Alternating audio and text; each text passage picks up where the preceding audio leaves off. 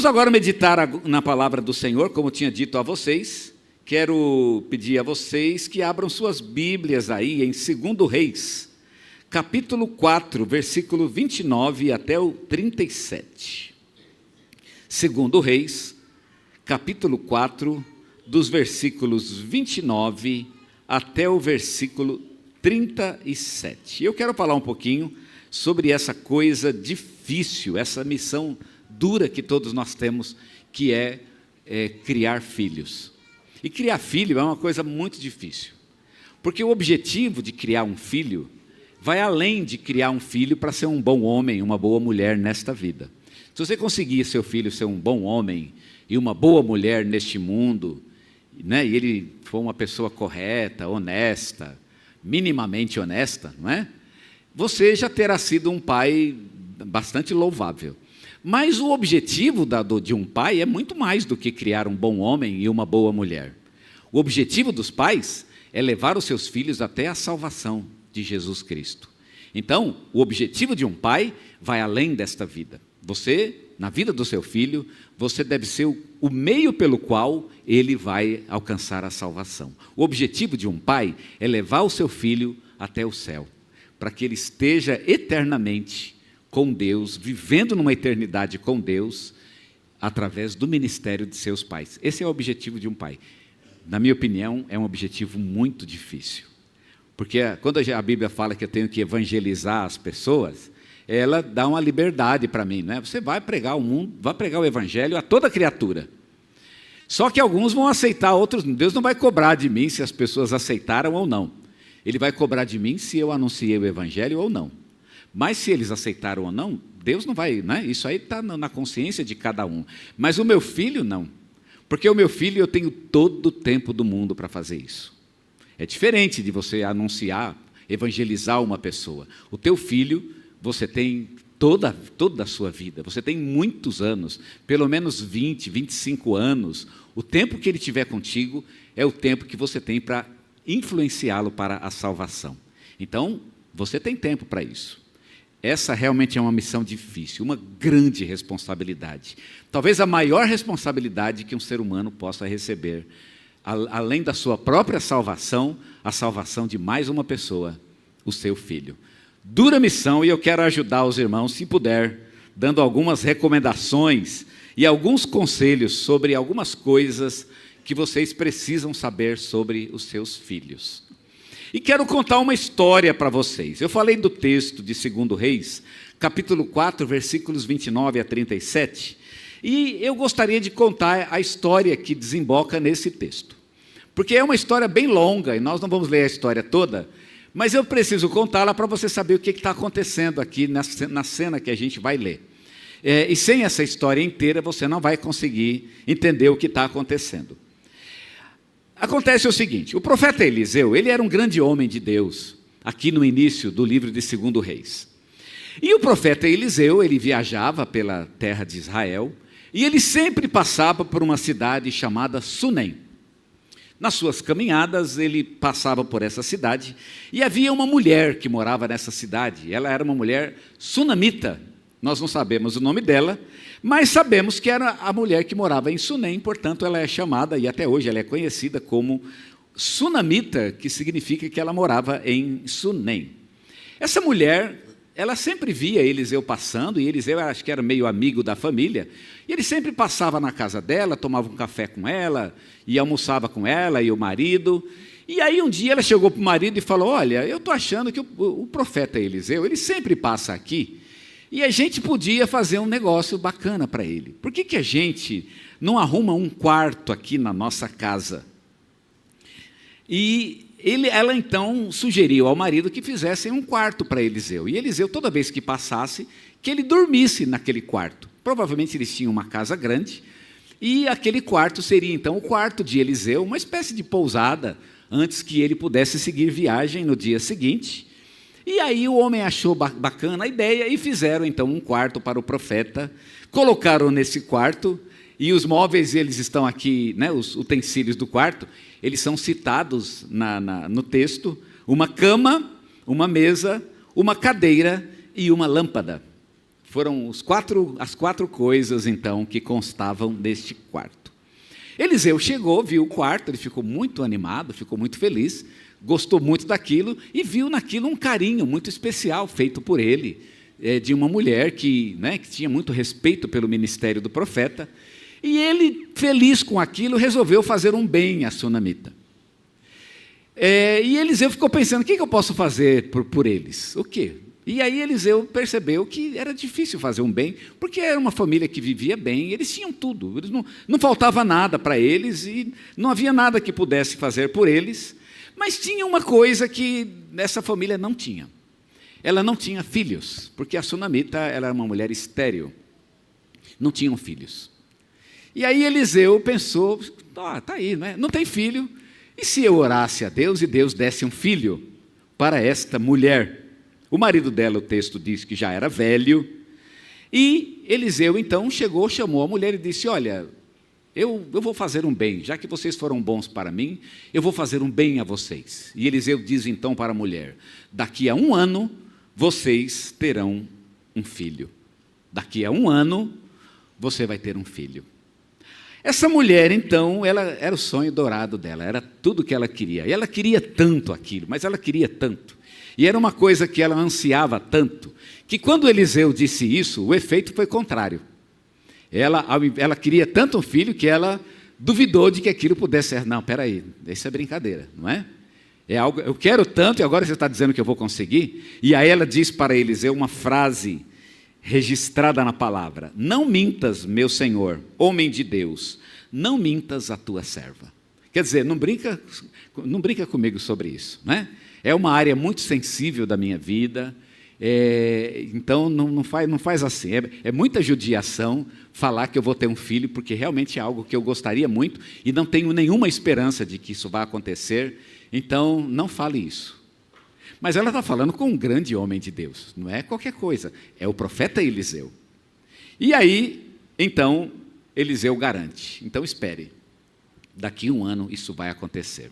E não é que aconteceu mesmo? Passado 1 ano, essa mulher então, nesse tempo, ela engravidou, e por fim, ela acabou tendo um filho, e esse filho então, foi a alegria na vida dela, a alegria da família dela, ela que não tinha filhos, então ela teve muita alegria naquele filho, e ele então foi um menino bonito, cresceu, e era então um garotinho bacana, sapeca como todo menino, e dava muita alegria para aquela família, e foi uma grande alegria que aquela mulher viveu, e que o seu marido também, já idoso, também experimentou.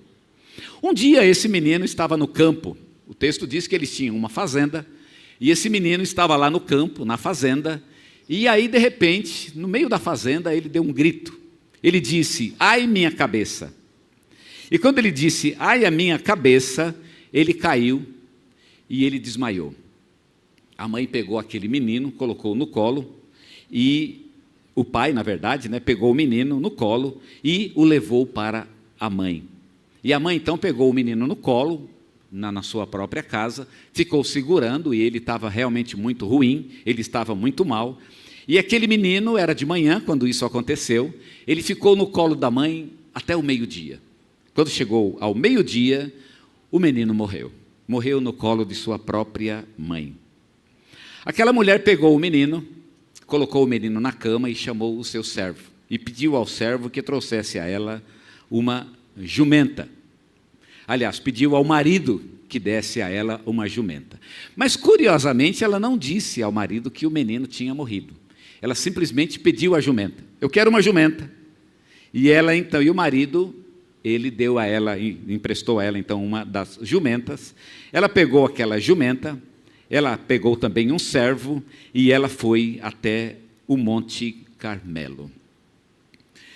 E quando chega no Monte Carmelo, Eliseu e o seu servo estão lá, e Eliseu avista essa mulher vindo de longe.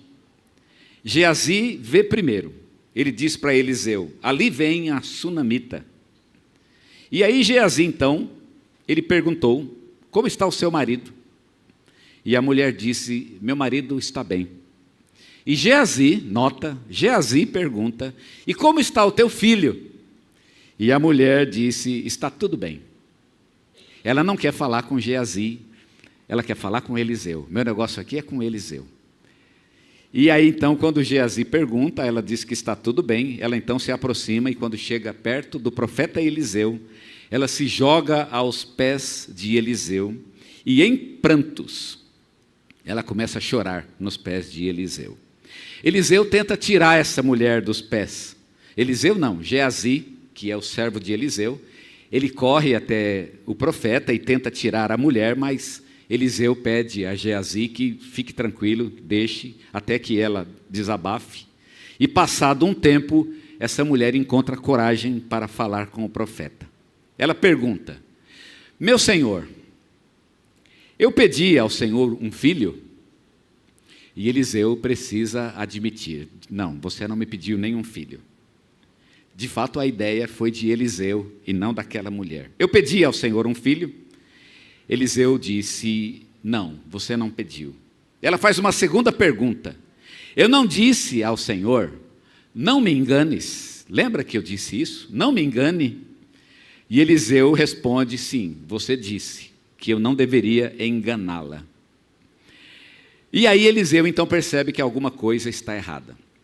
Ele conversa com essa mulher e a mulher então fala a ele que o menino está morto. Eliseu manda então Geazi, ele dá o cajado, Eliseu tem um cajado na mão, ele dá o cajado para Geazi e diz para Geazi: Geazi, vai lá e coloque o cajado no rosto do menino.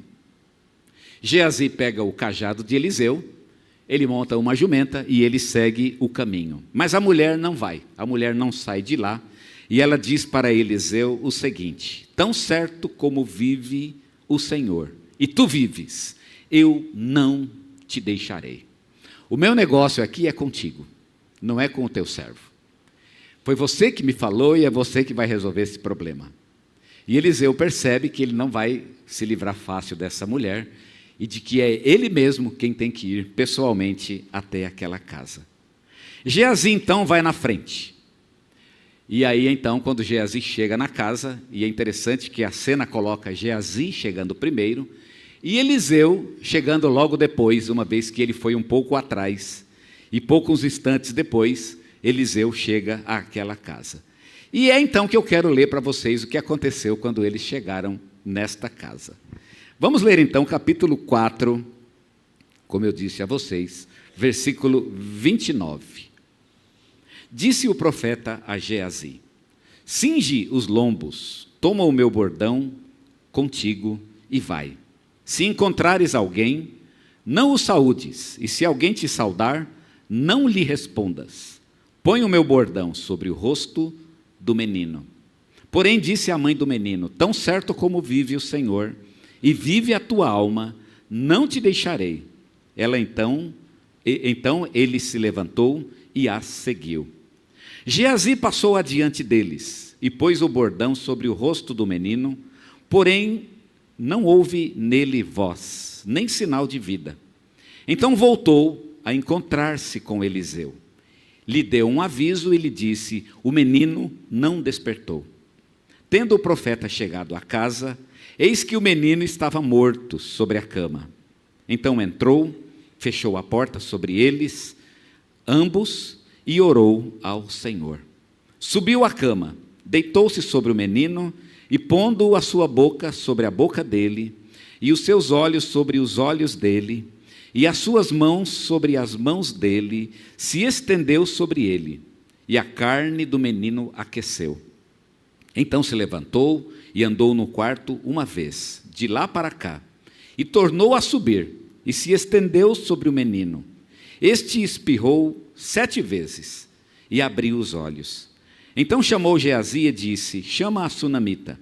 Ele a chamou, e apresentando-se ela ao profeta, este lhe disse: toma o teu filho. Ela entrou, lançou-se aos pés dele, e prostrou-se em terra. Tomou o seu filho e saiu.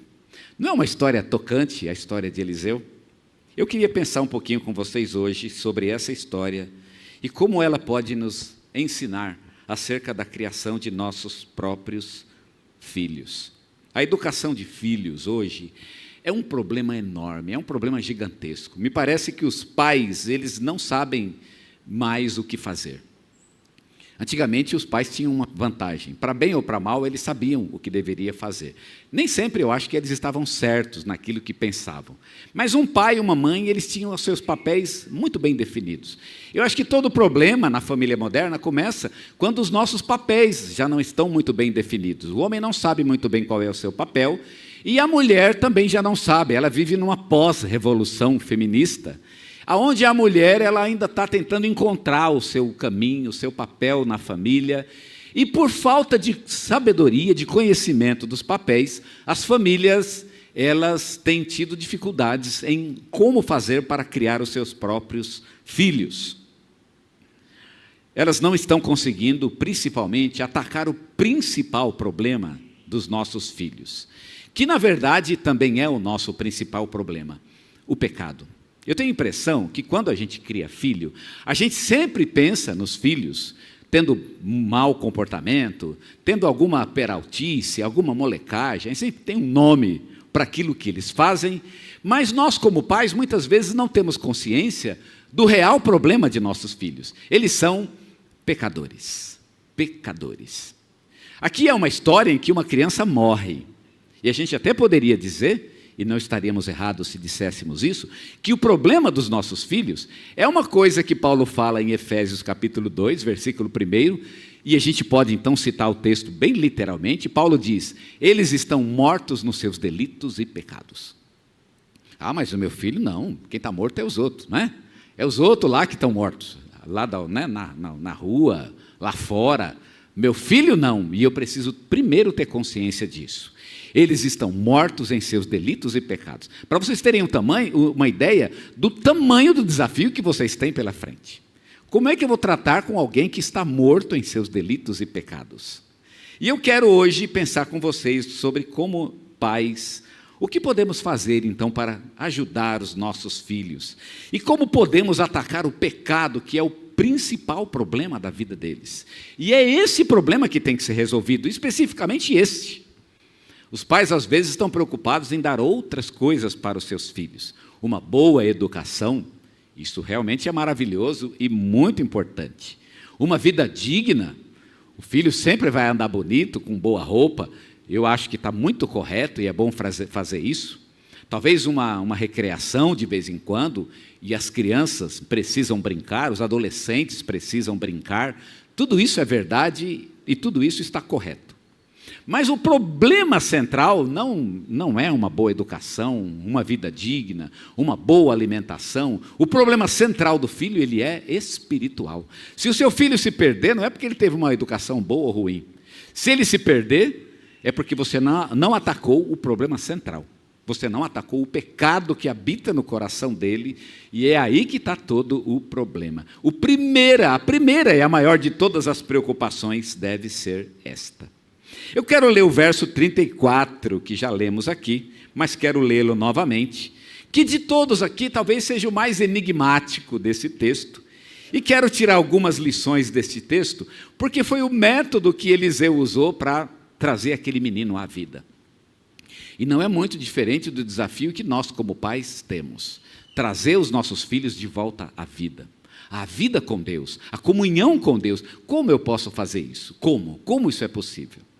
Vamos ver o método que Eliseu usou, né? Um método talvez um tanto diferente daquele que nós usamos na educação de nossos próprios filhos. E quando eu penso em trazer meu filho à comunhão com Deus, eu jamais pensaria nisso. Mas o método de Eliseu, ele merece uma consideração, um estudo de nossa parte. O verso 34 diz, subiu à cama, deitou-se sobre o menino e, pondo a sua boca sobre a boca dele, os seus olhos sobre os olhos dele e as suas mãos sobre as mãos dele, se estendeu sobre ele e a carne do menino aqueceu. Então, nitidamente, o que Eliseu fez foi deitar em cima do menino. E ele deitou literalmente na mesma posição em que o menino estava. As mãos do menino provavelmente estavam abertas, né? E Eliseu então se coloca sobre ele, e ele coloca então no mesmo plano que o menino estava. O rosto dele em cima do rosto do menino, e o corpo de Eliseu inteiro em cima do corpo do menino. E esse foi o método que Eliseu encontrou para a ressurreição deste menino. E eu quero pensar um pouquinho com vocês a respeito essa cena. Eu quero que você vislumbre Eliseu deitado em cima deste menino. Estão no quarto apenas Eliseu e Geazi. A mulher está do lado de fora, esperando. Eliseu e o seu servo estão neste quarto, e eu quero então pensar um pouquinho com vocês sobre o que Eliseu fez. Primeira coisa que eu quero reparar nesse texto é que Eliseu, ele tinha consciência de que o menino estava morto. Esse menino está morto, ele precisa de um milagre de Deus. A educação de nossos filhos, ela precisa ser um milagre. O que nós queremos de nossos filhos é um milagre. Você pode educar o seu filho. E não é difícil educar qualquer coisa que você queira aprender, você vai aprender. É um processo natural. A nossa mente aprende naturalmente. É só ler bastante, estudar. Qualquer coisa pode ser aprendida. Mas a salvação não é adquirida assim. A salvação só é adquirida através de um milagre de Deus. Eliseu sabia que aquele menino precisava de um milagre. Não era algo natural. Tinha que ser algo sobrenatural. A educação de um filho é sobrenatural. Eliseu tinha consciência de que o menino estava morto. E nós, como pais, precisamos ter consciência de que nossos filhos estão mortos. É sério o problema, é grave. E eu preciso ter consciência disso.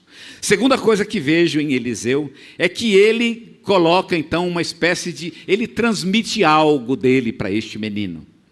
Ele transmite sua própria alma, se a gente pode dizer assim. Pensa nesta cena, o menino está deitado, Eliseu está em cima dele, o rosto de Eliseu está em cima deste menino, de modo que o corpo de Eliseu, ele está inteiro em contato com este menino. Digamos assim que os membros de Eliseu, cabeça, tronco e membros, eles estão na mesma posição que o menino está. Como se de alguma forma o corpo de Eliseu substituísse o corpo do menino. O texto dá bastante ênfase aos olhos, né? E à boca principalmente, porque Eliseu se colocou literalmente em cima daquele menino. É como se Eliseu quisesse transmitir algo de si para aquele menino. Como se viesse algo do próprio Eliseu. E o texto coloca isso em termos de calor. O texto diz, o menino estava deitado, o corpo do menino estava frio, e Eliseu estava quente, porque o menino estava morto, e certamente ele estava frio, e Eliseu estava vivo, e portanto ele estava quente. E naquela posição, Eliseu transmitia o seu calor para o menino, transmitia algo que era dele. O calor é algo que está em nós, está na nossa pele, mas ele vem de dentro. Você não mede a temperatura por fora. Você coloca a mão no rosto, mas às vezes o rosto está quente, mas por dentro você não está quente. É por isso que tem que colocar o termômetro na boca, geralmente, não é? Ou embaixo do braço, em algum lugar que não seja uma área externa, porque a temperatura interna do corpo ela é um pouco maior do que a temperatura externa. Eliseu, portanto, está passando para o menino algo que está dentro dele, o calor interno dele. É assim a educação dos nossos filhos. Nós passamos para ele aquilo que temos dentro de nós. Passamos para eles o nosso próprio calor interno, o calor do Espírito que habita em nós. É como se esse calor fosse transmitido e de alguma forma o nosso próprio ser, a nossa alma, fosse transmitida para os nossos filhos. É assim que Eliseu faz o milagre. Ele trabalha transmitindo algo dele, e é assim que nós devemos educar os nossos filhos. Como podemos trazê-los de volta à vida? Transmitindo a eles aquilo que temos dentro de nós. Aquilo que está dentro do nosso coração. O calor do Espírito que nos aquece. Não é só uma questão de falar. Claro que nós precisamos falar, e muitas vezes temos que falar muito. Mas é transmitir aquilo que nós temos dentro de nós. Dentro de nós. Não existe uma coisa melhor que você possa fazer pelo teu filho do que você dar a ele aquilo que você tem dentro de si. A santidade de Deus. Me faz lembrar de Jesus. Lembra que Jesus disse? Em favor deles, eu me santifico a mim mesmo. Por quê? Porque se Jesus se santifica, e se Jesus é santo, e busca uma vida de santidade, Ele me dá a sua própria vida. E quando recebo a vida de Cristo, eu recebo ela com toda a santidade que Ele acumulou dentro dele mesmo. E é assim que eu posso transformar a vida dos meus filhos. Quando eu transmito a eles a santidade que foi acumulada dentro de mim. Ser uma pessoa santa, um homem santo, uma mulher de Deus, uma pessoa consagrada a Deus de todo o coração, é a melhor coisa que nós podemos fazer pelos nossos filhos. Porque é o que nós damos a eles de fato. Nós damos a eles nossa própria vida, o nosso ser. Não há algo melhor que você possa fazer. Você estaria dizendo para o seu filho: filho, eu amo tanto você, que eu busco uma vida de comunhão com Deus por você. É por você que eu faço isso, porque eu quero o seu bem. Eu poderia ser um homem mau caráter, eu poderia ser uma mulher leviana, mas eu não sou assim. Eu sou uma pessoa de Deus pelo teu bem. Eu quero o teu bem. Eu quero que você veja em mim o exemplo. E quando eu estiver contigo, é isso que eu quero passar para você. Eliseu está passando de si mesmo para aquele menino, da sua alma, do seu ser, para que aquele menino o receba, transmitindo de alguma forma a sua própria alma. Meu irmão, a conversão pelos nossos filhos não é da igreja. A igreja não vai converter os filhos de vocês. Quem vai converter os filhos de vocês são vocês mesmos. A igreja pode ajudar muito, mas a igreja não pode fazer o que os pais podem fazer, transmitir seu coração para os filhos. Ela pode ensinar verdades bíblicas, mas isso você também pode fazer. A igreja pode dar um ambiente onde ele pode crescer, encontrar uma turma legal, uma turma saudável. Tudo isso é muito bom, mas a conversão dele é responsabilidade dos pais. Terceira coisa que eu vejo no método de Eliseu é que ele cobriu aquele menino. E eu quero usar isso como um exemplo para nós também. Nós precisamos cobrir nossos filhos com o nosso amor.